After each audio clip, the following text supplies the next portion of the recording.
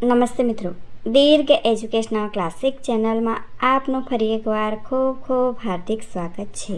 મિત્રો, આજે આપણે શ્રી જય ભીખુજીની નવલકથા જોઈશું. તો ચાલો મિત્રો વિડીયો શરૂ કરીએ. અદલ ઇન્સાફ. ત્રીજે દિવસે પાટણનો દરબાર ભરાયો.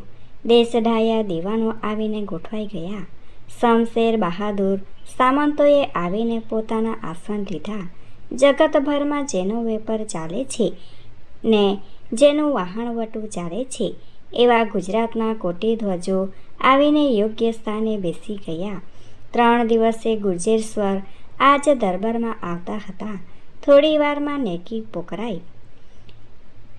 આજાન બાહો મહારાજ સિદ્ધરાજ સામેથી આવતા દેખાયા. એમના મોં પર સિંહનું તેજ હતું. ચાલમાં હાથીનું ગૌરવ હતું. મલ્લ વિદ્યાના આ ઉપાસકનો દેહ પૂરેપૂરો કસાયેલો હતો. ઘણી ખમ્મા મહારાજને કહીને આખો દરબાર ઊભો થઈ ગયો. રાજાએ આવીને સિંહાસન પર સ્થાન લીધું. થોડી વાર આડી અવળી વાતચીત કરી. મંત્રીને કહ્યું, કાંઈ નવા જૂની, કોઈ સુખી દુઃખી? મહામંત્રી બોલ્યા, સ્વામી, આપના રાજમાં કોઈ દુઃખી કે દરિદ્ર નથી.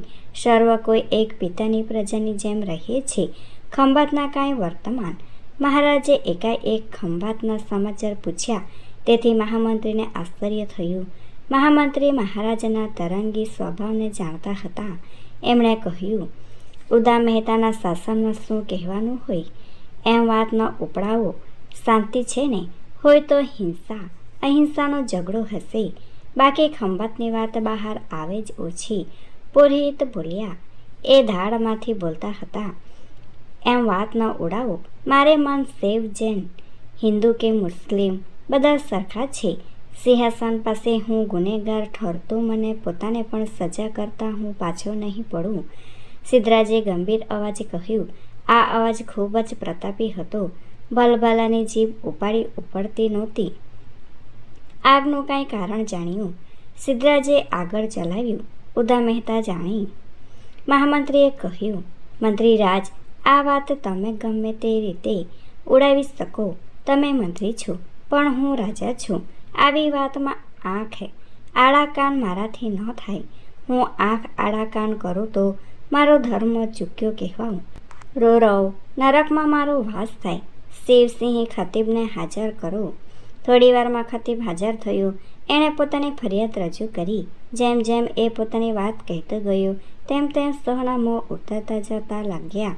નિવેદન પૂરું થતાં મહામંત્રીએ કહ્યું, આનો અર્થ એ કે આ માટે ખંભાતના મંત્રી જવાબદાર છે, પણ તમે તેમનો જવાબ માગ્યો જવાબ આપે એ જુદા, ઉદા મહેતા નહીં. પુરોહિતે વચ્ચે કહ્યું, એટલે શું પાટણ ખંભાતની નીચે છે? ના હજૂર, પાટણ સર્વોપરી છે. તો પાટણની ફરજ તપાસ કરવાની નથી છે. હમણાં તપાસ કરાવું છું. મહામંત્રીએ ઢીલા પડીને કહ્યું, ન્યાયના શ્રમમાં વિલંબ કરાવવો એ ગુનો છે. એ તમે જાણો છો. તમને હું માફ કરું, પણ મને કોણ માફ કરે? હું ઈશ્વરનો ગુનેગાર ઠરું છું. શિવસિંહ, અંતઃપુરમાંથી પેલી પાણીની ગાગર લઈ આવ. શિવસિંહ ગાગર લઈ આવ્યો. રાજાએ કહ્યું, એમાંનું ચરણામૃત બધાને ચખાડ. શિવસિંહ બધાને પાણી ચખાડવા લાગ્યો. વૃદ્ધ દરબારીઓને રાજાજીનું આ છોકરાપણું ન રચ્યું, પણ તેઓ મહારાજાનો મિજાજ જાણતા હતા. લીધી લત છોડે એવા નહોતા. અહહ, ખારું દૂધ પાણી. એકે કહ્યું, દરિયાના જળ લાગે છે. બીજાએ કહ્યું, પાટણનું પાણી તો આવું નથી. ત્રીજાએ કહ્યું, સાચી વાત છે તમારી. મહારાજાએ કહ્યું, પાટણનું પાણી મોડું પડી ગયું છે, માટે ખંભાતથી આ ખારું પાણી લઈને ચાલ્યો આવું છું. શું આપ ખંભાત જઈ આવ્યા? મહામંત્રીને આશ્ચર્ય થયું. આપ તો 3 દિવસથી અંતઃપુરમાં હતા ને? પુરોહિતે કહ્યું, પુરોહિતજીને વાત ખોટી છે. મહામંત્રીનું કથન સાચું છે. મહારાજા સિદ્ધરાજે કહ્યું, હું ખંભાતથી ચાલ્યો આવું છું. ખંભાતના સમાચાર સાંભળ્યા પછી મારું મન હાથમાં ન રહ્યું. ગુનાની તપાસ કરવાને ગુનેગારને સજા કરવા ઘડીએ જોજને સાંઢ લઈને ઉપડ્યો. મારી સાથે મારા 2 વફાદાર અંગરક્ષકો હતા. પાટણથી ખંભાત 65 કોસ થાય. આપ 65 કોસ ઊંટ પર ગયા, માત્ર 65 કોસ શા માટે? જતા આવતાના એથી બમણા કહો ને, પણ મને કદી તમનો થાક લાગતો નથી. હંમેશા મનનો થાક લાગે છે. મારા રાજમાં વાઘ બકરી એક આરે પાણી પીવે ત્યાં નાની કોમ પર આ અન્યાય. તમને બધાને કદાચ ધર્મના, કર્મના, નાત જાતના વાળા હોય, પણ રાજા તો બધા વાળાથી પર. એ પોતાના ધર્મને પાળી બીજાને ધર્મને જાળવે. વૃદ્ધ દરબારીઓએ કહ્યું, મહારાજ, અમે અમારી જાત માટે શરમ અનુભવીએ છીએ. આપની તપાસમાં શું માલુમ પડ્યું? ખંભાતમાં હું અંધાર પછેડું ઓળીને બધે ફર્યો, ગલીએ ગલીએ ફર્યો, મુસલમાન લોકોને મળ્યો, દરેક કોમના લોકોને મળ્યો.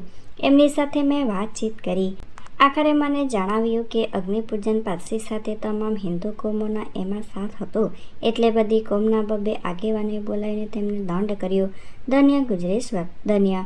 બધા દરબારીઓ બોલી ઉઠ્યા. કુતુબ અલી મહારાજે સાથ દીધો. જહાપના. Thanks for watching. Please subscribe my channel. Thank you.